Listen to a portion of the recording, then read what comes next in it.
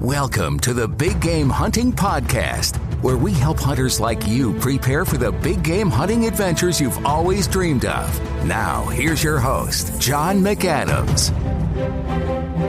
Hello, John McAdams here. Welcome to episode 314 of the Big Game Hunting Podcast. Now, not only is this the 314th episode of the Big Game Hunting Podcast I have released, but I released that very first episode just over 5 years ago, all the way back in the before time of May of 2019. My goodness, it has been quite a ride since then. I've learned a lot, connected with some fantastic people, and have enjoyed some amazing hunting and shooting experiences along the way. This particular episode is a question and answer session where I will go through a number of listener-submitted questions I've received over the past few weeks, and I'll share both those questions and my answers to them with you. I do this show specifically for my audience. I can't think of a better way to help celebrate my 5-year anniversary than focusing on answering some user-submitted questions. We will get to that in a second. I want to talk about the 5-year anniversary giveaway first. I've mentioned this a lot over the last month. This is the last episode we're going to talk about it because today's the day.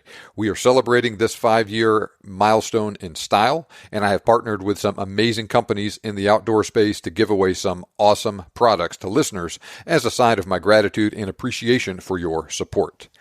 It is not too late to enter in the giveaway if you have not already done so. Today, 9 May 2024 at 11:59 p.m. Central Time is the cutoff. I'm not going to consider any entries submitted after that time. So depending on when you're listening to this episode, it may already be past the deadline. But if it's not past that deadline, it's not too late to enter. Now, this goes for both the hunt in Africa that we're giving away to a deserving military veteran and all the other prizes we're giving away to other podcast listeners. The Bergara Crest and 300 Win Mag, the Mossberg Patriot and 6.5 Creedmoor, the AXIL XCOR Ear Pro, Silencer Central Banish 30 suppressor, the Nosler Trophy Grade ammo and 6.5 Creedmoor, Siembida's Custom Meadowlark knife, an autographed copy of the Perfect Shot 2 by Kevin Robertson, and one of 5 Spartan Precision Bipods. Now, I'll discuss who is eligible to win the grand prize in a minute and how to nominate people, but there are several ways you can enter and also get additional entries to win all of the other prizes I just mentioned. So first, click the link in the show notes, sign up for my email list to enter. Be on the lookout for an email from me asking you to confirm your email address. Click the link in that email to complete your entry in the giveaway. Your entry is not complete until you do that. I'm sending out another batch of those confirmation emails today, Thursday, so take this opportunity to finalize your entry when you get it. This is your last chance to do that. Now, for additional entries, make sure you're subscribed to the Big Game Hunting Podcast on whatever app you listen to the show on. Leave me a rating and or a review for the show there as well. Email screenshots showing you're subscribed to the podcast and have left a rating and or a review to john@thebiggamehuntingblog.com. Subject line podcast giveaway. Do that, you get an additional entry in the giveaway. Next, follow my Instagram account, link in the show notes, then comment and tag a friend on my posts about the giveaway. You will receive additional entries for each friend you tag in a comment. You can also support me on Patreon as a free or paying member for an additional entry in the giveaway. No purchase required to enter, but paying members will also receive all the bonus material I've published on Patreon, like some members-only videos and episodes, access to occasional question and answer sessions, stuff like that. The deadline to enter is tonight, 11:59 p.m., 9 May 2024. Each entry will receive a number. I will use a computer program to randomly select the winners. The first person chosen will get to pick one item from that whole list of prizes. Not the grand prize, everything else. Then we'll select another number, and that person will get to pick from what's left, and so on until everything is gone. I will compile all the entries tomorrow, and I will probably start contacting the winners next week. If I contact you and I don't hear back within 24 hours, you will forfeit your prize. I will move on to the next person on the list. All right, what about the grand prize? My good friends and partners at Cock and Seifert, Big Game Hunting, and I are partnering to give away a 7-day African safari for blue wildebeest, blessbok, impala, and warthog for free to a military veteran. All currently serving and honorably retired or discharged military veterans, to include those who served on active duty, the reserves, and in the National Guard of the U.S. military, are eligible for entry. This is open to men and women from any of the 5 branches of the military who served during any time period. I want to give this hunt to an especially deserving veteran who has made meaningful sacrifices on behalf of others. I also want to give this hunt to someone who has not already been on a hunt in Africa.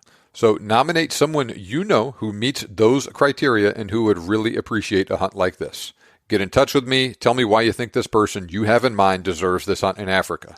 Tell me about their service to the nation, any other service to the community you think is important in addition to their military service, and tell me about their hunting passions. Like I mentioned earlier, there's no requirement that this person have been deployed or have been wounded in combat, but be sure to tell me in as much detail as is necessary if that's the case.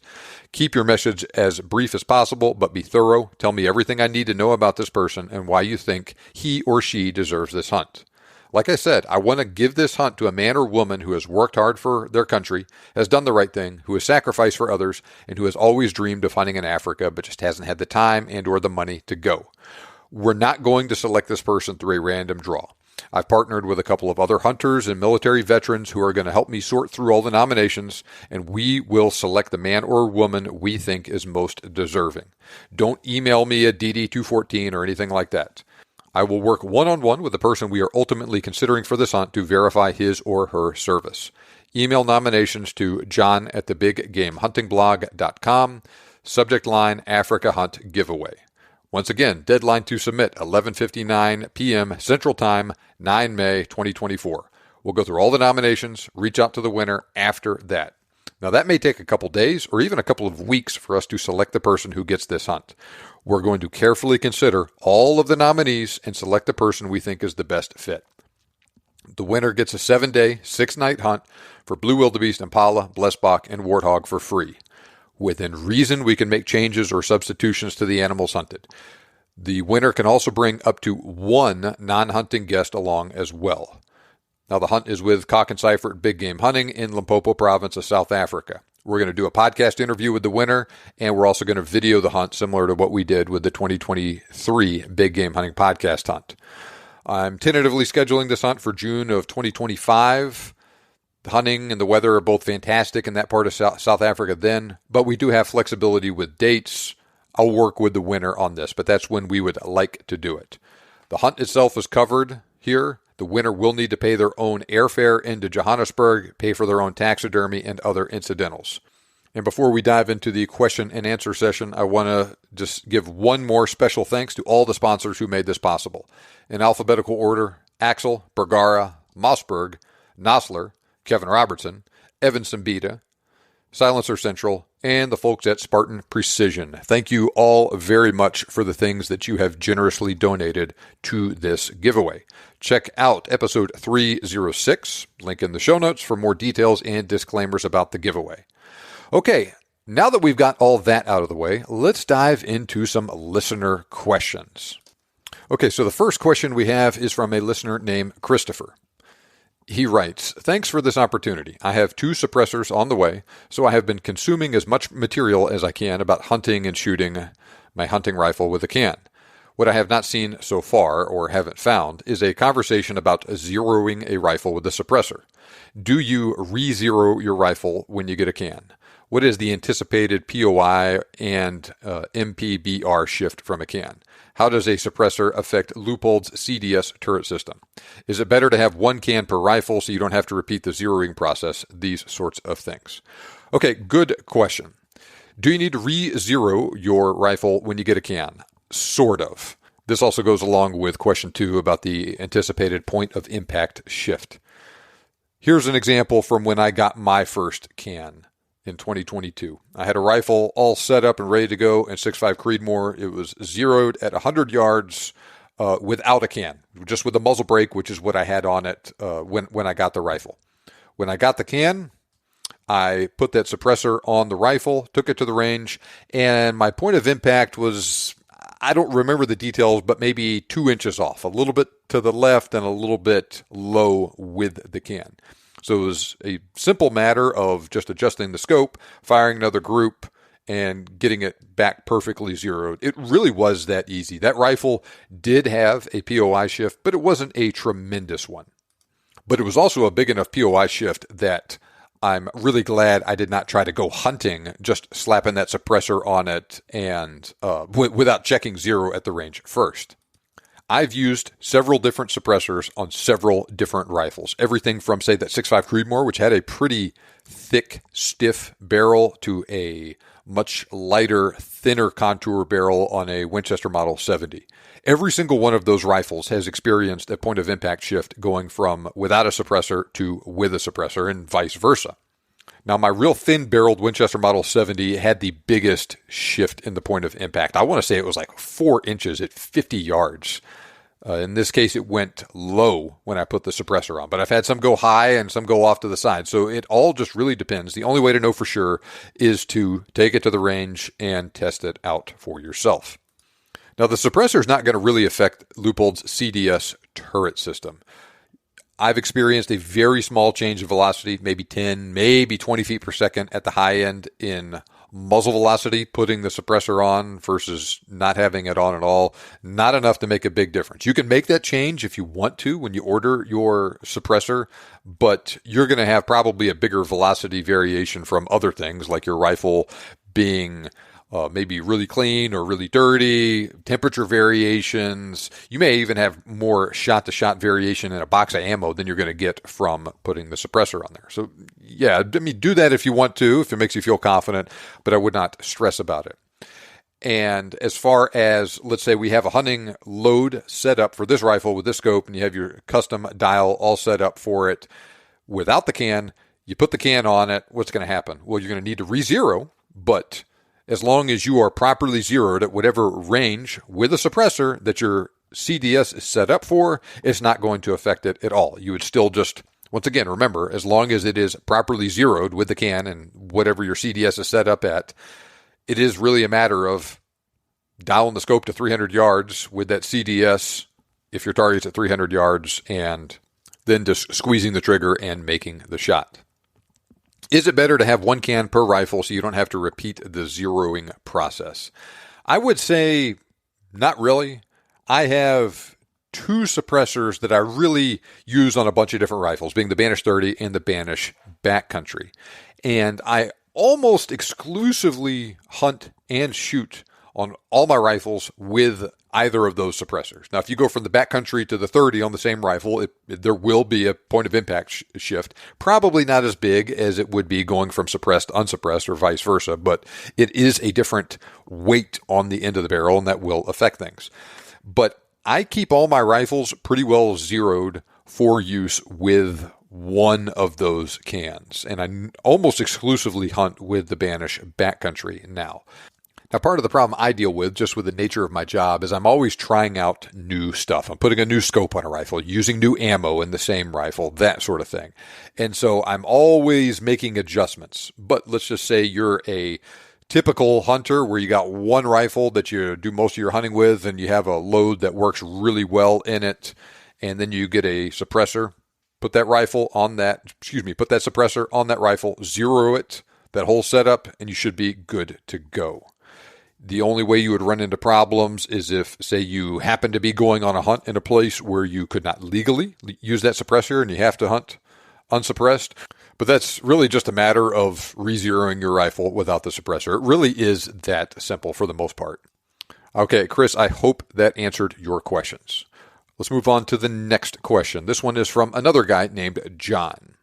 He sent me an email, subject line, Hornady ELDX. Hi, John. I know you discussed this bullet at length a while back. Unfortunately, I didn't save the email.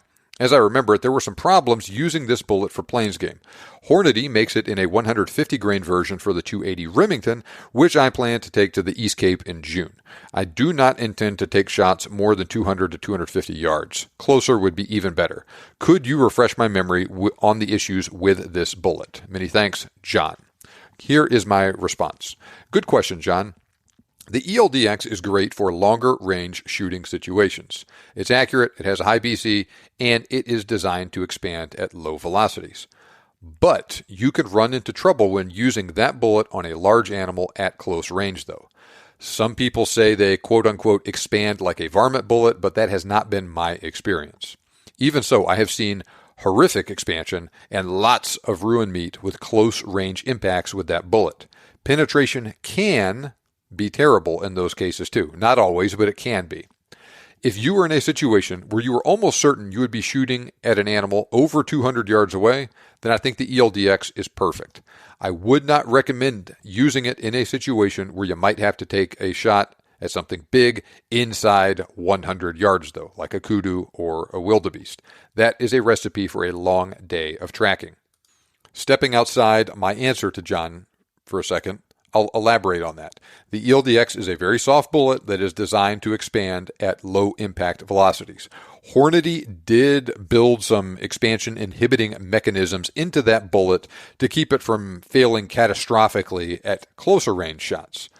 But I will say that in general, this is still a pretty darn soft bullet that is optimized for performance at longer range. It's not terrible at close range, but it's better for longer range.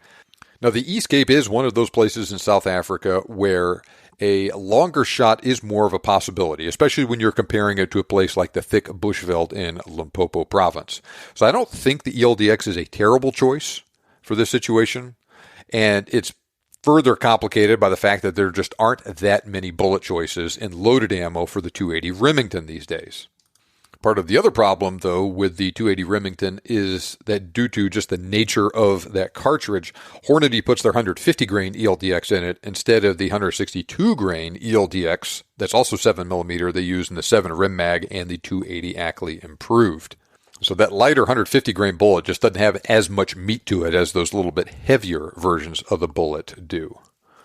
If it were me and I was going to the East Cape of South Africa with the 280 Remington this summer, I would get a different factory load. 150 grain ELDX, not terrible. I'm sure it'll work, and especially he's more likely to be taking stuff at 150, 200, 250 yards, stuff like that, and it'll be all right for that. But if it were me, I would use Nosler's Trophy Grade load for the 280 Remington with that 140 grain AccuBond. I think that's a better all-around bullet that is still got a pretty high BC itself. It's soft enough that it's going to still expand well out at a couple hundred yards, but it's also quite a bit tougher than the ELDX. Okay, John, I hope that answered your question. All right, let's move on to the next guy. This one from a guy named Bruce. Any experience with the 7mm PRC Federal Terminal Ascent 155 grain bullet on game? Would like to know what game, distance, effectiveness, damage to meat, etc. If I can find any, I would like to try it on pronghorn later this year. I have the 170 grain, but I'm afraid it will be too much on that size animal. Okay, so good question. Federal initially released the 7mm PRC terminal ascent ammo with 155 grain terminal ascent bullet. That was the same bullet that they used in the 7 Rim Mag terminal ascent loadings. So they cranked out a bunch of those first, exact same bullet, but they were just shooting it quite a bit faster out of the 7 PRC. They advertised, I want to say 3,000 feet per second for the 155 grain terminal ascent out of the 7 Rim Mag, 3,100 feet per second for the 155 terminal ascent out of the 7 PRC, and then now they are producing the 170 grain terminal ascent in the 7 PRC, advertised velocity 2,950 feet per second. Now, I know they cranked out a bunch of that 155 grain terminal ascent ammo last year, but it is almost impossible to find now. I missed the boat on buying some for myself, and I've looked and looked and looked, and I cannot find any of the 155 grain loadings. The 170 grain loadings are available, and then it sounds like he has some. So this may just be an exercise in navel gazing, talking about what the 155 grain terminal ascent is going to do on a pronghorn if you can't get any. In theory, that bullet's going to be going a little bit faster than that 170 grain version of the bullet. It's the same type of constructed bullet where the terminal ascent is pretty tough up front, designed to open at a lower impact velocity, not quite as low as, say, an ELDX, but something like that. But the terminal ascent is bonded up front, and it has a solid rear shank. So it should penetrate a lot better than an ELDX bullet, all other things being equal, while at the same time also giving good expansion. Now, that 155 grain version of the bullet is going to be going a little bit faster than the 170 grain version of that bullet. On pronghorn, both of them are probably going to work great. I do not have any personal experience with the 7mm terminal ascent bullet myself. I am hoping that I'm going to have the opportunity to use that bullet on something big out west later this year, but it all depends on how the draws treat me.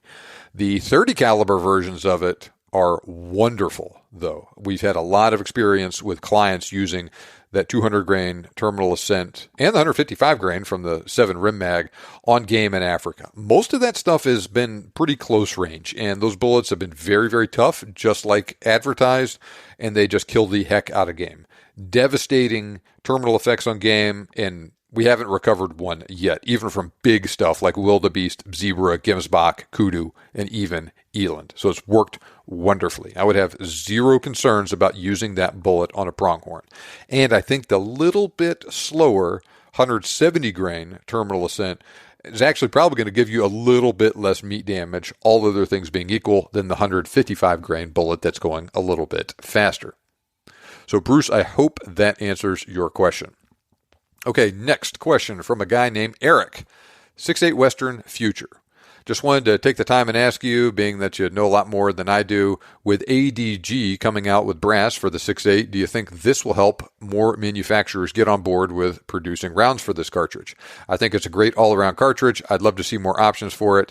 I do not see it disappearing, but the lack of support is concerning. Very good question, Eric. That is my concern with the cartridge as well. I also really like the 6.8 Western, but that cartridge has definitely experienced some bumps in the roads. It was almost universally panned initially, with people being really pissed off when it was announced, but I've never met a single person that actually had a 6.8 Western that did not like it. In fact, I've had several guys on the show that have hunted with the 6.8 Western and had nothing but rave reviews to talk about the cartridge. Ammo availability has been the big problem with that cartridge. It was really tough in 2021 and parts of 2022 to find ammo, especially that 165 grain Akubon long range loading for it. But things are much better on that front as I record this. Winchester and Browning have expanded their factory ammo options for the 6.8 Western, and availability seems to be pretty good. You can get that Browning long range Pro ammo. You can get that Winchester Expedition big game long range load with the 165 grain Akubon long range. You know, it's out there. Now the problem is we have not seen other companies besides Browning and Winchester really pick up the cartridge yet.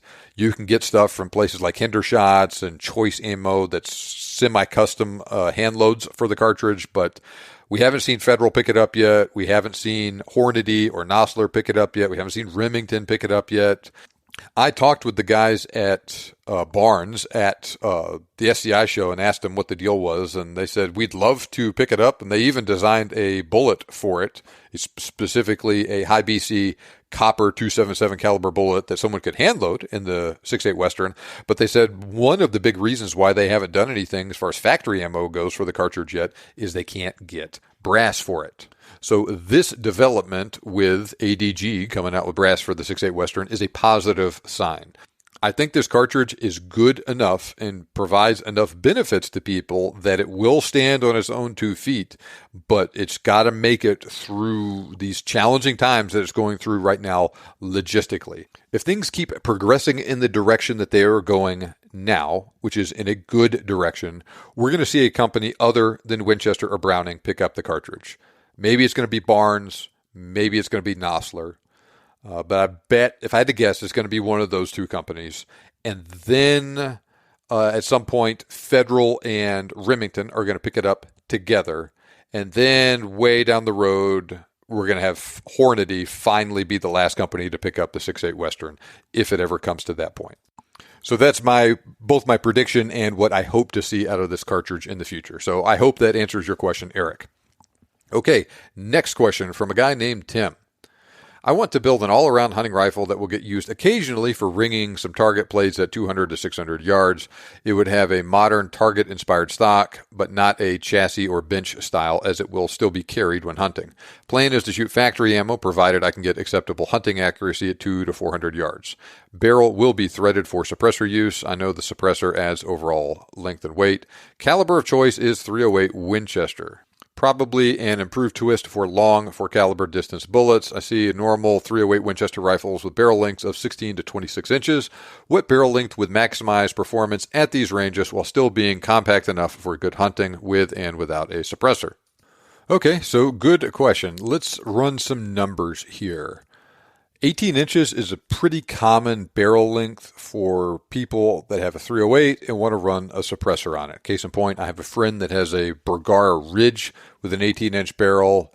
He got it because he wanted something really compact for his kids to hunt with that also would still be relatively compact when you put a suppressor on it.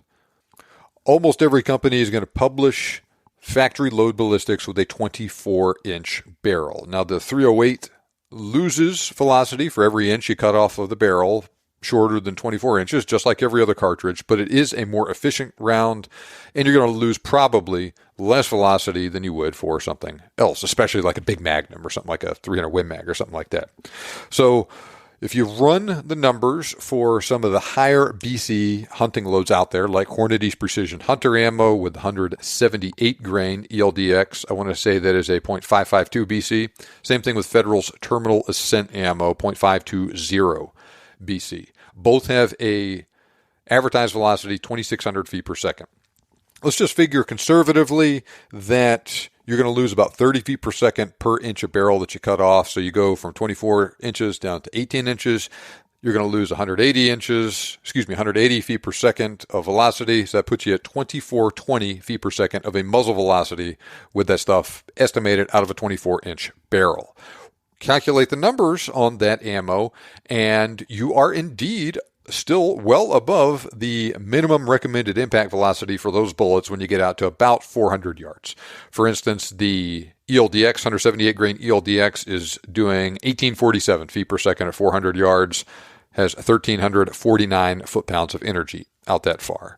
The Terminal Ascent is going a little bit slower at that distance, but still in the velocity range that it will work. And of course, both of them are still going to be going fast enough to work up close. Now, the details matter on this stuff, though. Say, for instance, you take Hornady's Superformance loading with 165 grain CX bullet for the 308 Winchester. They advertise 2750 feet per second with 165 grain CX bullet. Now, that's a very fast muzzle velocity. But once again, that is with a 24-inch barrel. You chop 6 inches off of that, a good estimate for it would be 2570 feet per second. You run those numbers with that lower BC bullet, .440, and at 400 yards, you're down at 1839 feet per second, which is well below the recommended minimum impact velocity for that bullet of 2,000 feet per second. You cross that threshold at around 300 yards. The same is also true with a lot of other bullets out there, like the Interlock, the Remington Core Lock, stuff like that. You run the ballistics on this stuff, and especially if you're chopping off a couple inches barrel and losing some of that muzzle velocity, that projectile will be dipping below its minimum recommended impact velocity in order to expand well short of 400 yards. 200 to 300 yards is a reasonable expectation for a lot of those bullets, unless you're going with a higher BC bullet and a bullet like the ELDX or the Terminal Ascent that is designed to open at slower impact velocities. But let's just say you're in a situation where you know you're not going to be taking a shot past, say, 250 yards, something like that. I think something like that Superformance ammo, especially with the CX bullet, is a wonderful choice for the 308. My friend with the short barrel 308 I was just telling you about has gotten outstanding results out of that bullet at, say, ranges out to 150 yards thereabout. And so that's going to work really well for a lot of people. Plus, it's going to be really compact, easy to handle, all of that stuff. So that is what I would tell you. I would say 18 inches with a 308, but be very careful with the situations. Make sure you match the bullet that you are using for the situation. Lots of stuff is going to work at 200 or 300 yards and in. You got to be more discerning with your bullets if you want 400-yard capability with a 308. For hunting, anyway. Banging steel, punching paper, that sort of thing, no problem at all. You can do that with all manner of bullets out to much longer distances. Okay, next question. This one is from a guy named Alan. I am planning on having a custom rifle built. I live in southwest Montana, and I backpack hunt, spring bear, late season elk, and deer. I would like a 20-inch barrel because of ease of carry. I'm interested in either a 7 PRC or a 300 Winchester short magnum, primarily because I believe I won't give up as much with a short barrel. 7 PRC is rather appealing because it is modern with a high BC bullet, and factory ammo is fairly easy to get. However, I hunt in grizzly country, and there is something to be said about peace of mind when carrying a 30 caliber rifle. It's unlikely that I'll take a shot at game over 500 yards, and frankly, I'm hesitant at much over 400. Of note, my current main hunting rifle is a 6.5 PRC. What are your thoughts? Okay, so we got a guy here that does a lot of backpack hunting for bear, deer, and elk. Wants a lightweight rifle that is still going to be very effective on that game, out to call it 500 yards, but he also wants something for peace of mind just in case he runs into a grizzly bear while he's out there. Okay, so very interesting problem set we're dealing with in this case. And the answer is going to depend, and it is going to depend on how much you weight those different factors. There are things that can do all of those things well, and the 300 short mag and the 7 PRC are both good choices for that situation, but they're each going to be a little bit better in different ways. The 300 short mag is really the best 30 caliber Magnum choice you can get with a shorter barrel like that. The 7 PRC also works really well out of a shorter 20-inch barrel. Like he mentions, the 30 caliber has more bullet weight and more frontal diameter. That can help if you are in the unlikely situation that you're having to deal with an angry grizzly bear that's attacking you. But even though that situation is very unlikely, that is a situation where if you need it, you really need that capability. If it were me, I would get this rifle in 7mm PRC, but you have to use the right bullets. I would not use the 175 grain ELDX bullet in the 7 PRC if he is concerned about having to shoot a grizzly bear. If you're shooting a grizzly bear in self-defense, you're shooting it at very close range. The bullet will likely work on a grizzly bear, but it is not what I would prefer to have. This is a situation where I think that 170 grain terminal ascent would be wonderful. It's going to be tough enough and penetrate deep enough and cause a devastating wound channel on a grizzly bear at close range, or on an elk or something at real close range. You shoot one at 30 yards or something like that. And it's also going to have more than enough reach, even out of that short barrel, that it's still going to work really well on even an elk out to 500 yards. So Federal advertises 2950 feet per second for the 170 grain terminal ascent out of a 24-inch barrel. And in my experience, they are actually delivering that velocity. My rifle is shooting it right there, and it's getting very close to what is advertised. But let's say that you are shooting this in a 20-inch barreled rifle. Let's be very conservative with it here, and let's estimate you're losing 50 feet per second, which is a lot, 50 feet per second of velocity per inch of barrel that you cut down. 4 times 50, 200 feet per second, so you got a muzzle velocity of 2750 instead of 2950. But that's a really high BC bullet. I want to say the ballistic coefficient on it, 0.646, so very high. Not as high as the ELDX, but still very high. You plug those numbers in, 2750 muzzle velocity, with that BC, you're still doing almost 2,100 feet per second at 500 yards. That is well in excess of the 1,450, 1,500-ish that Federal advertises for that bullet for a minimum impact velocity. So like I said, it's going to work great up close, and you're still going to have more than enough juice at extended range with it. That is how I would do it here. I'm not saying the 300 short mag is a bad choice at all, but I think the 7 PRC is a little bit better choice for what you're asking about anyway. So I hope that answers your question. Okay, another question from a guy named Jeremy. The only question I have would be, from a guy like you who shot a fair number of critters, what is your preferred shot on an animal? Do you prefer behind the shoulder, high shoulder shot, neck, etc.? Do you have any shot angles that will keep you from taking certain shots? Thanks for the great show. It's one of my go-to podcasts to listen to while suffering through training hikes preparing for hunting season. Jeremy. Okay, good question, Jeremy. For me personally, I like a shot straight through the shoulder, a third to half the way up the body. Very standard vanilla shot that I normally take here. So it's exactly how I describe it on a animal that is, say, perfectly broadside to me, or at least very close to it. I just go straight up the middle of the leg, about, like I said, about a third to the halfway up, straight through the shoulder. I have taken the high shoulder shot, and it has worked for me. I have nothing at all against it. It is easier for me to visualize a straight through the heart and lung shot like I just described, through the shoulder, third to halfway up. Now, if the animal is angling a little bit, say it's quartering a little bit away, then depending on the severity of the angle, I tuck that bullet in a little bit behind the shoulder, and it'll angle forward and either hit that opposing shoulder or maybe go a little bit in front of it. But once again, still hit the heart and the lungs. By the same token, if the animal is quartering towards me, I'll put it either right on or slightly in front of that close shoulder, depending on the shot angle. Maybe break that shoulder, going in, hit the heart and lungs, exit behind the offside shoulder. Like I said, I do that just because that's the way I've always done it. It's very easy for me to visualize that shot angle, especially when I'm in a hurry and excited and all of that sort of thing. Nothing at all against any of these other shot placements. Like I said, high shoulder is fine. I've done it before.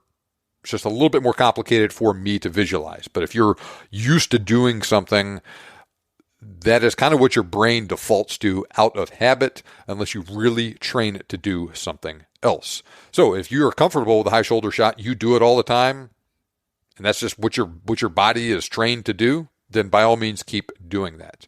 I have taken neck shots, and in the cases where I did that, the animal dropped instantly, just like that, just like switching out the light. They can be very effective when you do them correctly, but they are challenging to pull off, and there's a surprisingly large amount of space in the neck where you can shoot an animal where it is not immediately fatal. Plus, the neck and the head of the animal are often moving a lot more than the rest of the body, and that also complicates things. All right, shot angles that will keep me from taking certain shots. So another good question. For the most part, no, but it depends on the animal, the circumstances surrounding it, and the rifle cartridge bullet combo that I am using. I tend to favor cartridges that are more than powerful enough for the game that I'm after, using very tough, deep penetrating bullets.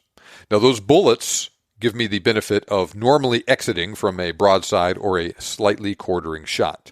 I like bullets like that, not because they exit from a broadside shot, though that is a benefit. If the animal runs more than a short distance afterwards, it's easier to blood trail. But more than that, I like using that sort of combination because they are more likely to reach the vitals, have the amount of penetration necessary to reach the vitals from other less ideal shot angles. Like if I have to shoot straight through the shoulder blade of an animal that's quartering to me, go through the muscle on the shoulder, go through the shoulder blade, go through the rib cage, then hit all the vitals on the way out.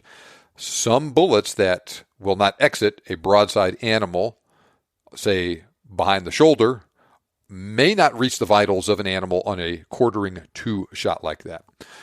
So that is why I favor those tougher bullets. That's not to say that's the only way of doing things, and you can't kill can't kill animals with more lightly constructed bullets, but that is a downside of using them, is you have to be more careful with your shot angles, especially on really big animals. Elk, moose, Cape buffalo, a lot of the other African game.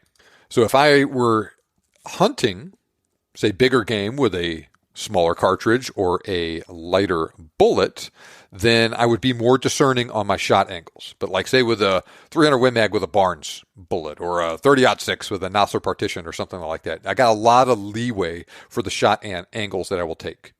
Now, I've never actually taken a true Texas heart shot on an animal, which, for those that are not familiar with that shot, is where the animal is going straight away from you. You put the bullet right under the tail and have it drive all the way forward into the body. That can be an extremely effective shot on an animal. It kind of makes a mess inside of it because you're shooting through the guts and the paunch and all of that, and then blowing all that stuff forward into the body cavity. And you also need a very deep penetrating cartridge bullet combo in order to deliver that sort of performance. You need it on a deer, and you really need it on something like an elk. So I've never actually done that, but that's not to say that I wouldn't do it under the right conditions. But I darn sure wouldn't do it with something like a 243 shooting a Hornet ESST bullet or a Nosler ballistic tip or something like that. If you are shooting a lighter cartridge and or a lighter bullet, then, like I said, just got to be a little bit more discerning on your shot angles. Broadside shots are good.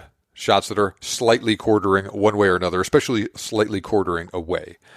I mean, the 243 has killed a lot of elk and a lot of moose over the years, but almost all those elk and moose have been killed with guys putting it behind the shoulder, through the ribs, through the lungs, that sort of thing. Now, some people that follow me on Patreon that have watched some of my videos on hog hunting, for instance, have noted that I will often wait what seems like an absurdly long period of time being patient and waiting for the perfect shot angle. Especially in these hog hunting videos, that is because I'm waiting to get the right shot angle on the hog where I can drop it in its tracks. There's a lot of shot angles that I'll get that will cleanly kill the hog, but he might run 50 or 100 yards afterwards. I've chased too many hogs through the brush and had to drag them out of creek bottoms and all that stuff, especially real big ones, that I don't want to do that anymore. And so I will wait and either not take a shot at all or take one that I know is going to just drop them right there and make that recovery even easier. So that is another factor, depending on the terrain, depending on the animal, depending on how much help I have with me, my ability to recover this animal, what the weather is like. If it's really hot, then I'm going to be even more discerning on these shot angles that I take so I can kill that animal cleanly, drop it right there, recover it easy, get it out of the woods, get it onto ice as soon as possible as well. Next question is from a guy named Roy. While I know most safari goers know that a 60-inch kudu or a 45-inch buffalo is the holy grail, I think most first-timers would like to know what a good representative should look like of one of the more common species. For example, sable, waterbuck, bushbuck, blessbuck, kudu, eland. While I don't personally hunt with a tape measure, as the older animals don't tape as well as breeding age males, I think first-timers should have a decent idea of what to look for and what to expect when on the dark continent. Okay, so another very good question, right? He referenced the 60-inch kudu. That's like shooting a 200-inch whitetail or something like that. Yeah, they're out there, but they're really, really rare. And it's not a reasonable expectation for someone to shoot that on a hunt in Africa, especially on their first hunt over there. But as far as, say, what is a reasonable expectation for a good representative specimen of a certain species, that is a good question. I have to put the disclaimer on this that, yes, right, there is more to a hunt anywhere, especially in Africa, than just the size of the animal, all of that stuff. And yes, we want to make sure that we are hunting mature animals that are either breeding age or ideally past breeding age. There are some cases where just like you can shoot a banger of a whitetail buck that's really, really big scoring, but is only 2.5 or 3 inches, 2.5 or 3 years old in some places, you don't want to do that with your impala or your kudu or anything like that in Africa too. So let's just assume, for argument's sake here, that we're talking about animals from each of these species that are mature, solid animals that are either breeding age or past breeding age. Now take this as a rule of thumb. It will vary from animal to animal and from country to country. If you're hunting in the East Cape, the kudu are smaller there than they are in Limpopo. Likewise, buffalo are bigger in Tanzania than they are just about anywhere else. But in general, say for kudu, 49 to 50 inches and bigger. It's good, solid, reasonable expectation for a kudu. Impala, call it 20, 21 inches and bigger. Wildebeest, 25, 26 inches and up. Blessbach, 15 inches. Sable, call it 38, 37, 38, 39 inches. Bushbuck, maybe 13 inches. Waterbuck, 25, 26 inches. Eland are kind of a weird one, where guys really want a old, mature, giant bull that is, they call him a blue bull. He has almost like a blue-colored tint to his body and has that thick bush of fur on his forehead, indicating that he's mature. But assuming you get a bull that kind of meets all of those standards, say 31, 32 inches and larger, is a good reasonable expectation for an eland horn length. What's another one? Gemsbach. 36 inches, probably about where it starts for Gemsbach. 40 is that cutoff that a lot of people really want, and then anything over 40 is absolutely massive. Females are going to have longer and skinnier horns than males, but use those same rules of thumb for both of them. And if you're shooting a 40-inch male Gemsbach, that is a heck of a Gemsbach. So all those numbers are a good, reasonable size trophies for a mature animal. Details will vary a little bit from place to place. Some places might have better kudu than other places, but that other place may have better eland or whatever. But in most cases, say aside from the East Cape kudu, which are way smaller than all the other kudu, all the other greater kudu anyway, those numbers are good rules of thumb to live by. Next question from a gentleman named Jack. Enjoy the podcast. Here's a question for you. What 2 or 3 rifle and cartridge choices do you think would make out a well-rounded battery?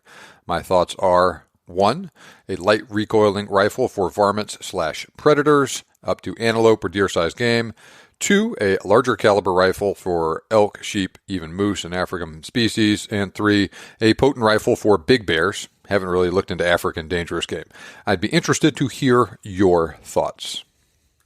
Now, if you've listened to my work for any period of time, you know that I'm not the sort of guy that's going to try and talk you out of buying a new rifle. But let's just say that you're the sort of guy that wants the smallest number of rifles that you can have to accomplish the widest variety of hunting tasks. If we're going to go with just 3, I'd go with a .22 long rifle for small game. It's hard to beat a Ruger 1022 in that area. For the next one up, I would get something, say, like a 30-06. Winchester Model 70, Browning X-Bolt, pick your poison with it. Standard bolt-action 30-06 rifle, 22-inch barrel. That's going to take you from deer, hogs, javelina, all the way up through elk, moose, to include almost every species of African plains game. Then I would go with either a 375 H&H or a 375 Ruger for the big bears and for thick-skinned African dangerous game, Cape buffalo, elephant, hippo, that sort of thing.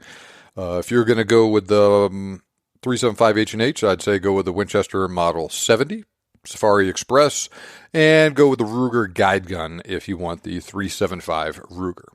No wrong answers here. That's just how I would do it. Okay, now I'm going to read you questions from 2 different listeners who are asking about the same sort of thing, both about the 9.3 by 62. So first guy is Francisco. He and I have talked for months. He lives in Europe, does a lot of hunting with the 9.3 by 62 for a lot of game over there, but especially for wild boar. And he has had some frustrating and disappointing experiences with the cartridge using a number of different bullets. He's used other cartridges too and has stepped up more recently to the 9.3. He's hunting boars ranging in size from, call it 60 to 150 kilograms. So those boars on the bigger end are pretty big and they're all pretty tough. And he's looking for something to use that is going to give him the most visible effect, the shortest tracking jobs, because he's had a couple of close calls with boars over the years with different things and is trying to sort out all the details. So he says in this most recent email, he's shot 15 boars recently with a 9.3 by 62 with the Norma Vulcan bullet. He says it's not really expanding. He has to get a head or earshot to stop them or to double or triple on them before stopping them. My simple man's opinion is I need a faster, softer ogive bullet. Still have to try out the GECO soft point or similar. Don't want to try the 286 heavy stuff. Advice. Okay. We'll hit pause on his question. We'll move to another guy asking about a similar thing, and I'll talk about it. This is a listener named Delbert. Good afternoon, John. Hope things are going well for you. Just recently acquired a CZ 550. Really excited about this rifle. Just purchased some Hornady SP RP Dangerous Game 286 grain. Do you have any experience with this particular load? I know the 9.3 is one of your favorites. Any recommendations will be appreciated. Hopefully one day it will become a reloader, take advantage of the 366 cal bullet selection out there. I've listened to your 9.3 by 62 and 35 Whalen podcast a bunch of times. Probably my favorite besides anything with Massaro or Kevin Robertson coming in closely behind. Have a good day. Okay, so I responded to Delbert saying, congratulations on your new rifle. I think that Hornady load is a great all-around hunting offering. I'd also recommend a plain old 285 or 286 grain soft point from PPU. That stuff is not as expensive and it will work just fine for everything short of buffalo and would probably be adequate, though not ideal for buffalo.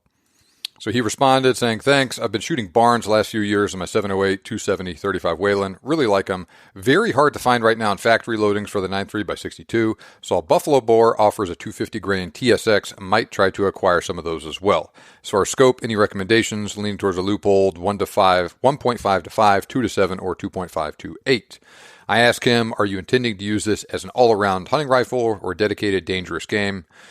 I said to go with the 1.5 to 5 if you want it to be just for dangerous game, or 2 to 7 for the best all-around flexibility. He replied, I prefer to have the flexibility. I like the look of the 1.5 and look good on my shorter rifle, though. I think having more flexibility would be ideal. Thanks for answering my question. When you're shooting deer and hogs here in Texas with a 9.3x62, do you just use soft points? Okay, so stepping aside from my answer to both of these guys right now, these questions, especially from Delbert talking about the Barnes bullets, show that I've trained you guys well and you guys pay attention when I talk about the importance of using premium quality bullets for hunting. I talk at length in my emails, on my podcast, on my blog about the importance of using great ammo. That is important, and doing so can help a lighter or moderate power cartridge punch above its weight, so to speak. But one of the advantages of using something more powerful like a 338, a 35 caliber, a 9.3, a 375 is that you get a lot more flexibility and forgiveness with bullet selection. Guys were killing buffalo with plain old 286 grain 9.3 millimeter bullets and 300 grain soft points for the 375 many years ago. I still think a premium bullet is better on buffalo than those bullets. But using a premium bullet isn't nearly as important with a cartridge like the 9.3 on medium or even big game. In fact, I'm not sure that it gains you much on a deer or a hog or even a black bear. And as Francisco is realizing using this ammo on wild boars in Europe, it may actually be less than ideal at some times. So I know Francisco doesn't want to use those really heavy bullets. There's a stereotype of those bullets. Maybe this is why he feels that way. Maybe it's not. But there is a common stereotype with bullets like that, that bullet is only going to be good for really big game. I'm only going to use that if I'm going to hunt buffalo or whatever. And a downside of using those bullets is that they're the heaviest for caliber bullets you get for the 9.3, or close to it anyway. So your muzzle velocity is going to be lower. Your trajectory is going to be a little bit more arcing. It doesn't matter at all for a 50, 100, or 150 yard shot, but the further you get out there, the more important it becomes. If you're doing a lot of close-in work on game, like deer, hogs, black bear, stuff like that, if it were me, I would be using a plain old 285 or 286 grain soft point bullet. It's going to be a round nose bullet. Even though it's not going very fast, it is going to transfer a lot of energy, make a massive wound track on those animals. It's going to penetrate great, and exit is going to be devastating on them. Now, that's not to say that the Barnes is a bad bullet or anything like that, but I think this is one of those situations where using something other than a premium quality bullet can be beneficial. I have a pretty good amount of experience with those very soft, heavy 9.3 loads on game like hogs and like deer at short range. Absolutely devastating on them. Some of the most impressive kills I have ever seen were with those bullets on that game. Like I said, inside 100 yards, oh my gosh, man, I cannot think of something better for use on deer. Same thing with hogs, too. I mean, even a 150 kilogram hog is nowhere near the size of an elk or especially a buffalo. Yeah, they're big, but I mean, a 9.3 soft point is going to plow right through them. That bullet is not going to be going very fast out of a 9.3. Even with the lighter bullets, a 9.3 isn't pushing stuff that fast, and it's going even slower with the heavy 286 and 285 grain bullets. So you want it soft, soft, soft up front. But you do that, it's going to have a really large wound channel, and it's going to really just wreck those animals.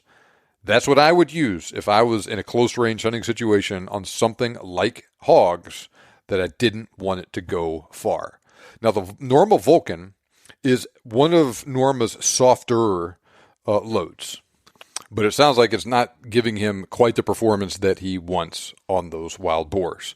I would say either go with that really soft, like bullet from PPU that I referenced earlier. I'm sure you can get something from S&B along those lines as well, or maybe the Norma plastic tip bullet, which is about as soft as a bullet as they make.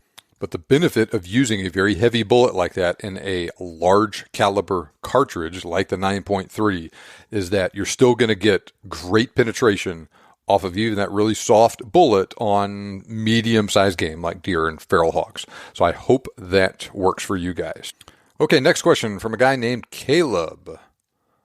Since I'm hunting on a budget, what are your recommendations for bullet usage on a .308 Winchester Remington 700 for effective performance on game animals ranging from feral hog to elk-sized game?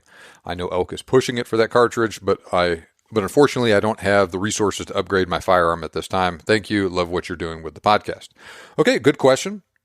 .308 Winchester is one of my favorite cartridges. It gets a lot of, I wouldn't say hate, but people kind of write it off because it's not as powerful as the 30-06, the 300 Win Mag, stuff like that. It's not new, it's not sexy, but it just works. And yes, it will work on elk. You got to use a good bullet, and you need to keep your ranges at an appropriate distance. Now, like I mentioned earlier with the other guy with the shorter barreled 308, that cartridge just in general is more hamstrung by velocity limitations than the other more powerful stuff, like the 30-06 and like the 300 Win Mag. It's especially hamstrung with those heavier bullets. It just cannot push them that fast because it has a limited powder capacity. That's not to say it won't work. You just got to keep these things in mind and work around it. Randy Newberg is a big advocate of the 308 cartridge in general. He uses stuff like 165 grain Nosler Partition, which is a wonderful choice for use on all manner of game with a 308. Got to sit down, do the math, figure out what your effective range is going to be with that. Depends on the exact rifle that we're dealing with here. If this Remington 700 has a 22 or 24 inch barrel, it's going to be longer than the shorter barreled one I was talking about earlier. So it's going to start out going slower like the 308 does, but it's not going to have that additional hamstring effect of the shorter barrel like the previous guy did. So assuming we're talking about a normal sized Remington 700, you will probably be getting close to your advertised velocities for most 308 Winchester factory ammo. And so that 165 grain Nosler Partition I mentioned earlier, Nosler advertises 2,800 feet per second at the muzzle. So, even if you're going a little bit slower than that, that's still really good. You're staying above 2,000 feet per second with that load until you almost make it out to 400 yards. So that means that bullet will still expand well when it impacts the animal. I think 400 yards is on the outer edge of what you should be doing with a 308 on elk-sized game. But I think it's entirely reasonable to have, say, a 300-yard maximum range with that bullet on elk-sized game. So at that range, it's still going to have plenty of juice to expand really well and to penetrate really well, still reach the vitals of the elk or whatever you're hunting from any reasonable shot angle for as quick and clean of a kill as you could reasonably expect. Alternatively, Nosler also makes how much does it weigh? 165 grain Accubon bullet. That's another great bullet. It's not quite as tough as the Partition, but it's still a tough bullet. It's going to expand a little bit faster, so it's not going to penetrate as much, but it does better at lower impact velocities. It's going to do better in the wind. It's going to carry a little bit more energy and a little bit more velocity out to longer range. I would look at either of those two bullets for use in the 308 if you wanted something to use for everything. And of course, if you're hunting deer or pronghorn and whatnot, especially at closer range, then you have even more bullet choices that are going to work great out of the 308. So I hope that answers your question. Okay, next question is from a listener named Dean. He asked me, as a huge fan of both the 300 Win Mag and the 300 Weatherby, do you think the extra 200 to 300 feet per second increase in muzzle velocity makes up for the hugely increased price of ammo? I reload, but cases are very pricey, and once shot brass is hard to find. I do love and want a Weatherby Mark V. Okay, so another good question. Now, like I mentioned back in my 30 caliber podcast, the 300 Weatherby is basically a 300 H&H blown out a little bit and used in a full-length Magnum action. So it's quite a bit bigger than a 300 Win Mag, which is a shortened 300 H&H that works in a 30-06 length action. It gives you that extra velocity, like he mentioned, with the same weight bullet, but you got to, there's just not as many options for ammo and rifles and whatnot. And like he mentions, it's more expensive. It also recoils more, has more muzzle blast, all of that stuff. Do I think the juice is worth the squeeze? 20 years ago? Yes. Today? No. People talk a lot about quote-unquote game-changing pieces of equipment. Well, perhaps the biggest game-changing piece of equipment that has come out in my lifetime has been the laser rangefinder. And not only a laser rangefinder, but a handheld laser rangefinder that is accurate and that will give you ranges at absurdly long distances and is reasonably priced. Back before we had access to that technology at that price point, that accuracy level, that size, hunters and shooters had to estimate their ranges. That is extremely difficult to do accurately. But having a high-velocity cartridge like a 300 Weatherby or a 300 Rum or something along those lines gave you a little bit more room for error. If you guessed it was 350 and it was actually 400 yards, well, that extra couple hundred feet per second can cover up for a little bit of your mistake that you made in estimating the range. Well, today, it seems like darn near everybody has a laser rangefinder, and lots of people have easily dialable scope turrets for elevation. Some people use ballistic apps on their phones and whatnot that they can punch in data afield and calculate an accurate ballistic solution out to several hundred yards. All of those factors make the advantages of the 300 Rum and the 300 Weatherby less than they used to be compared to stuff like the 300 Win Mag. Now, it is true that those faster cartridges do give you a little bit better performance in the wind, and they do give you more retained energy downrange, and they do hit with more quote-unquote authority downrange. But that quote-unquote flat shooting nature of those cartridges just isn't nearly as important now as it was 20 years ago. So yeah, those cartridges still do have their advantages over stuff like the 300 Win Mag. I just don't think that the juice is worth the squeeze, considering the downsides of them with recoil, additional cost of ammo, reduced variety of ammo, those sort of things, when you take away one of the big selling points that was really, really important, even as recently as 15, 20 years ago. So that's no reason to go out and sell your 300 Weatherby or any cartridge like that and replace it with a 300 Win Mag. But if I were in the market for a 30 caliber Magnum now, I'd be looking more at something like a 300 Win Mag instead of a 300 Weatherby. But that's just me. Your mileage may vary. Okay, this question is from Mark Floyd. What is your favorite caliber and why is it the 6.5 Creedmoor? Good question, Mark. Sounds like I should actually replace that 375 H&H I talked about earlier for hunting dangerous game in Africa with the 6.5 Creedmoor.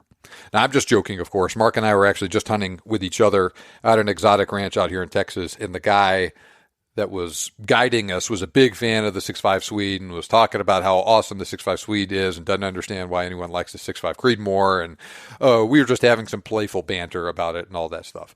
I shot the guy's 6.5 Swede. Wonderful rifle. Very light, compact, easy to carry. Very accurate with his hand loads. Even in a lightweight rifle like that, doesn't recoil very much. And so I definitely understand why he likes it. But I'm also going to turn that statement on its head, and 6.5 Swede also doesn't do that much the 6.5 Creedmoor can't do either. And the 6.5 Creedmoor has the benefits of a much wider availability of both rifles and ammo right now. And it seems like on average, your typical 6.5 Creedmoor rifle and factory ammo is going to be more accurate than just your off-the-shelf rifle and ammo for the 6.5 Swede. This is due in part to the modern cartridge design principles that Hornady implemented when they designed that cartridge. Nothing wrong with the 6.5 Swede, nothing wrong with the 260 Remington for all manner of stuff. I prefer the 6.5 Creedmoor, or even the little bit spicier 6.5 PRC for all of the stuff that I personally would be reasonably hunting with a 6.5 millimeter cartridge. But once again, this is just me saying what I think here. You are, of course, welcome to agree or disagree with me. Okay, I got two questions from the same listener named Nick. There seems to be an ongoing discussion or trend of using smaller rifle calibers in match bullets for big game hunting elk and larger size game, typically discussed at longer ranges. For instance, he heard some people talking about recommending a 6mm Creedmoor with 108 grain ELD match bullets at ranges out to 600 yards, and even further for hotter 6mm cartridges. Those guys discussed the benefits of lighter recoil for better accuracy and follow-up, plenty of quote-unquote horsepower to kill an elk, devastating wound channels with ELDM bullets. Obviously, many factors play into each situation and shot, but this is atypical of more traditional caliber and bullet recommendations, which are general take on the use and promotion of smaller, that is to say 6mm cartridges with match bullets for elk and larger than deer-sized game. Is this a trend that will be proven effective and more generally adopted, or will more than a few hunters have disappointing results attempting to use and hunt with a similar setup? So he has another question. I'm going to answer this one. We'll get to that one here in a second. That's a very good question. Now, those guys are not wrong about many of the benefits of cartridges like the 6mm Creedmoor, right? Low recoil, 100% true.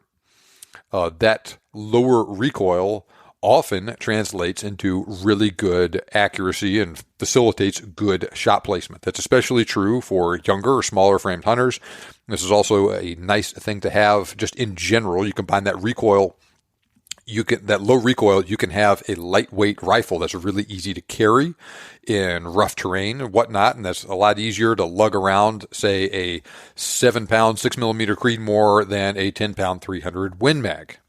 And of course, yes, we have to say the old standby phrase that everybody has heard a million times, and especially is repeated by guys that advocate using these smaller cartridges, right? A smaller cartridge in the right place is more effective than a bigger cartridge in the wrong place on an animal. That's a true statement. I also 100% believe those who tell me that they've done things like kill elk with a 243 Winchester or 6mm Creedmoor or things in that power range. And yes, I have no doubt whatsoever that if you shoot an elk with something like a 180 grain ELD match bullet at 400, 500, 600 yards, slip it between the ribs, it's going to shred the vitals, or the lungs in particular, of that elk, kill it very quickly and cleanly. So I definitely believe people when they say they do that, and I definitely understand the benefits that these people tout of that way of thinking. And if that works for you, then great. You go and do that. That is not how I do things, and that is not how I recommend other people do things. Now, this does not mean that you need a 9.3 or a 35 or a 338 to hunt elk. You can, and they can be very effective on elk, but you don't need that level of performance. I really like the 30 calibers and the 7mm. And yes, I would also agree, furthermore, that a person that cannot shoot a 300 Win Mag accurately should step down in caliber to something that they can shoot very accurately. If the 300 Win Mag is too much, then maybe the 30-06 is better, or maybe the 7 Rim Mag, maybe the 270 Winchester. Now, match type bullets, and we can include most of the various Berger bullets in here, as well as stuff like the Hornady ELD match, and they're not the only ones, but we'll just talk about them here for right now. Those bullets typically have a very high BC. They are often tuned for outstanding accuracy, and they often have a very thin jacket on them that will expand well, sometimes extremely violently, at low velocity impacts. Kind of goes back to what I was talking about with the ELDX earlier, the sort of situations that it excels in. So you take those factors I just mentioned and you put them all together, and I could definitely understand the appeal of that sort of package on an animal many hundreds of yards away. Call it 600 yards, like he's asking in the question. Now, many people, not everyone, but many people that subscribe to this school of thought shoot for quote-unquote structure. You take a quote-unquote high shoulder shot, like I mentioned earlier, on an animal like a deer or an elk. If you place that shot properly right on the shoulder blade like that, it will almost always knock the animal down completely, out for the count, even with a smaller cartridge like a 6mm or even something like a 22. When I say 22, I'm talking about 22 centerfire here, like a 223 Remington, something like that, or 22 250, 22 Creedmoor. So if you place that shot appropriately on that animal, on that shoulder blade like that, boom, it's over, and you don't need a very powerful cartridge to get outstanding effects like that. That will often stun or just outright cut the spine of the animal. That shoulder blade will shatter. You'll get bullet fragments and pieces of the shoulder blade that go into the vital cavity, and the animal will hemorrhage to death while it's on the ground, paralyzed. When it works great. But if the shot placement is a little bit off and you miss that shoulder blade, then things can turn into a rodeo out there. Now, not everybody shoots for structure. Some people just shoot the bullet straight through the lungs. And then this will also work. 108 grain ELD match, punch right through the ribs of even an elk or a moose, and it'll do a real number on a deer too. And it'll just shred those lungs, and the animal won't go very far, and that'll be the end of that. And in fact, there can actually even be benefits at times to using a smaller cartridge like that, where especially if you're a long way away, especially if you're shooting suppressed, you slip one of those bullets through the lungs of the animal, it may not even know that it's hit. Whereas if you put a identical bullet in an identical spot from a 7 Rim Mag or a 300 Win Mag or something like that, that larger bullet will hit with a little bit more authority. It might let the animal know, give more of an indication that it was hit compared to, say, that 6mm bullet. And in the case of, say, that 6mm bullet that just goes through, it doesn't know that it's been hit. It shreds the lungs. It stands there for a period of time and then just either tips over or lays down and dies, versus an animal that may run some distance, even if it doesn't take as long to die with that bigger caliber bullet going through the vitals. But neither one of those things are guaranteed. That's a roundabout way of saying, yes, it will work, though. Yeah, you make a high shoulder shot with a 6mm bullet, yeah, it's probably going to kill the heck out of that animal. Same thing if you hit the lungs with that bullet. My personal concern about using a smaller caliber cartridge like that and using a match-type bullet, a very soft bullet of any caliber for use on really big game like elk, is that I am afraid that I'm not going to get the penetration I need to reach the vitals from many shot angles or some shot angles. The same is also true with a high velocity, close range impact. A match bullet is wonderful with a 600-yard shot, but those same physical characteristics in that bullet that make it so effective at a lower impact velocity can result in excessive expansion and very poor penetration with a close range, high velocity impact. So you get a strongly quartering 2 shot with a big moose or a big elk or something, especially if it's at close range. I don't have the confidence that a 108 ELD match or similar bullet is going to give me the penetration I need to reach the vitals. I would much rather have something a little bit bigger and a little bit tougher for that sort of work. That doesn't mean you got to jump up to a 338. If we're starting with a 6mm cartridge, an appropriately constructed bullet in 6.5mm, 270, 7mm, 30 caliber are all going to provide much improved terminal performance under those conditions. And if you're using the right cartridge and bullet combination, it will still work really well at extended range too. Nothing is perfect under all conditions. There are certain things that are ideally suited for very specific conditions, be they at long range, be they at short range, but there are a good number of cartridge bullet combinations that will work very well for a broad range of conditions. And it may not work quite as well on a broadside bull at 600 yards, but it's going to work a lot better at 50 yards, and it's still going to work really well at everything in between. But this is one of the things I talk about in detail in Hunting Guns 101, and I teach you how to analyze these situations. I teach you how bullets work, how they actually kill game, the different factors and characteristics that affect bullet performance, both externally and when they hit game. So you can understand this stuff, do this sort of analysis for yourself to make sure that you are armed appropriately for whatever hunting situations that you are planning on. So I hope that answered that question about that. Let's get to Nick's final question. This will be the last question I answer in this episode. Similar to New Mexico limiting technology on muzzleloaders to reduce their capability and range to maintain primitive weapon status, or states disallowing equipment like the Garmin Zero bow sight, how do you see current or future technology that will force state wildlife managers to consider limiting technology and or equipment for rifle hunters? Is there any evidence that recent technology and equipment is improving rifle hunting success rates or factoring into wildlife management decisions, tag allocations, etc.? Okay, so another good question from Nick with this one. So he's referencing New Mexico changing their hunting regulations to ban the use of certain really modern muzzleloaders. And in particular, they don't allow you to hunt during the primitive muzzleloader season with a scope anymore in that state.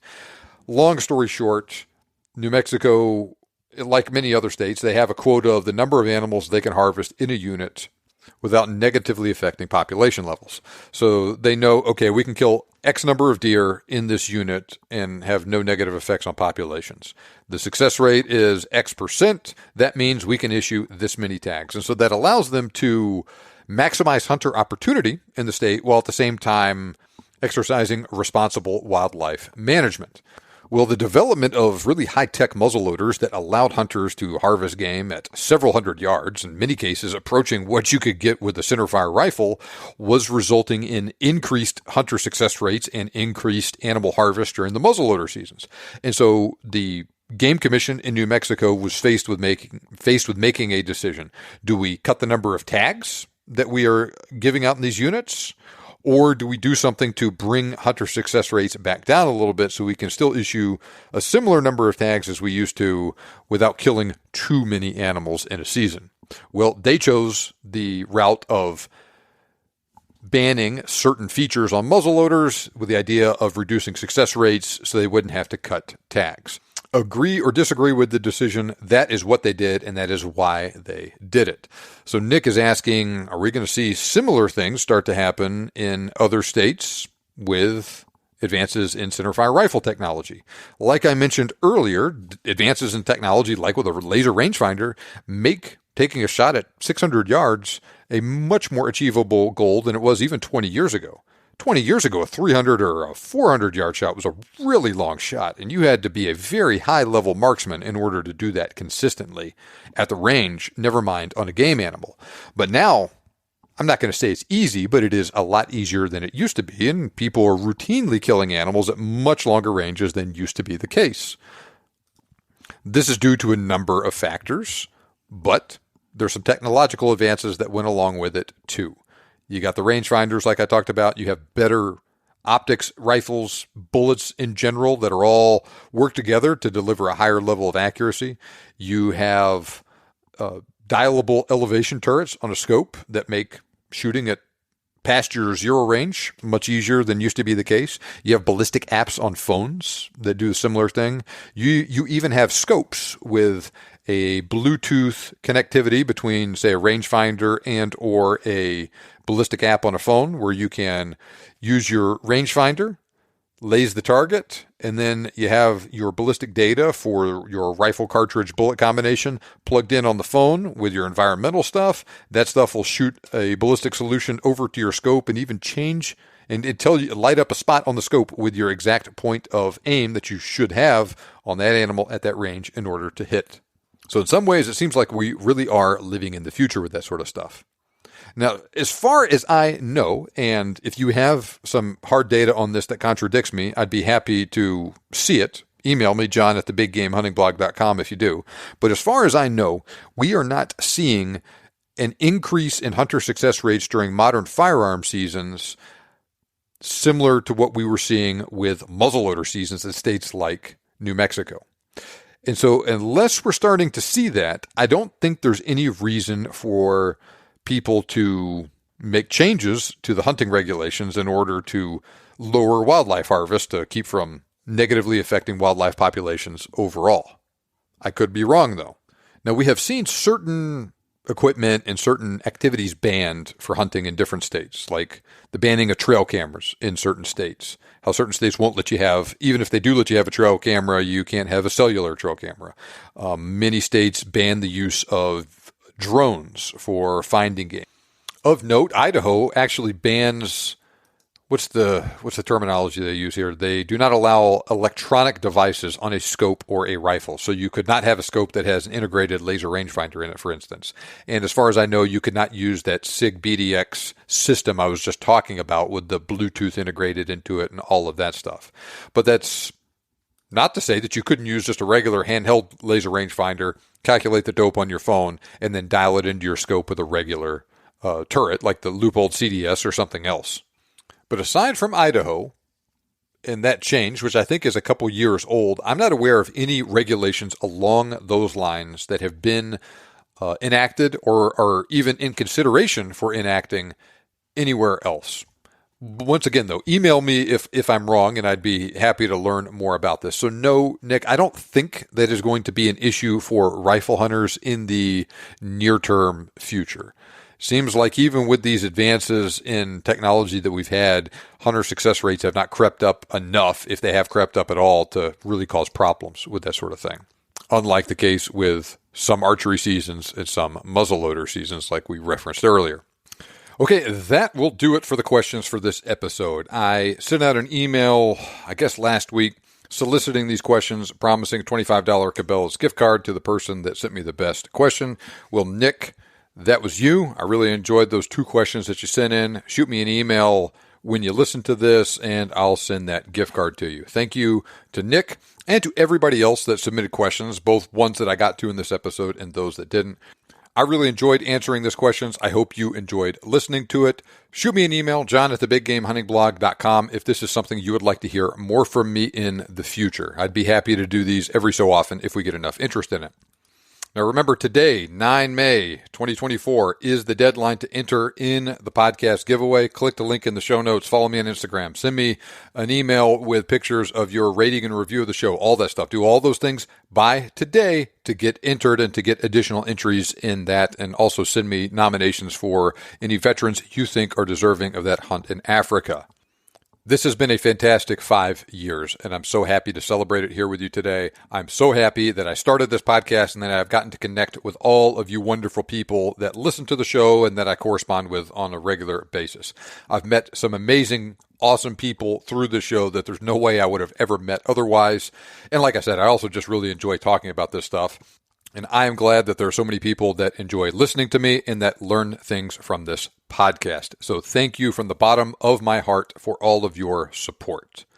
I got a great guest for you coming up next week with another awesome episode I think you are really going to love. One of the most popular guests we've had on the show is coming back. So I will see you next Thursday. Remember, you can make your dream hunt turn into a reality, and we can help. Thanks for listening. I'll see you back here next time on the Big Game Hunting Podcast.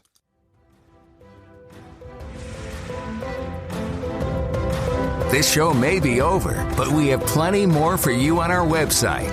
For more information on today's topic, as well as lots of other useful hunting resources, head over to thebiggamehuntingblog.com. We look forward to having you back for the next episode. But until then, happy hunting.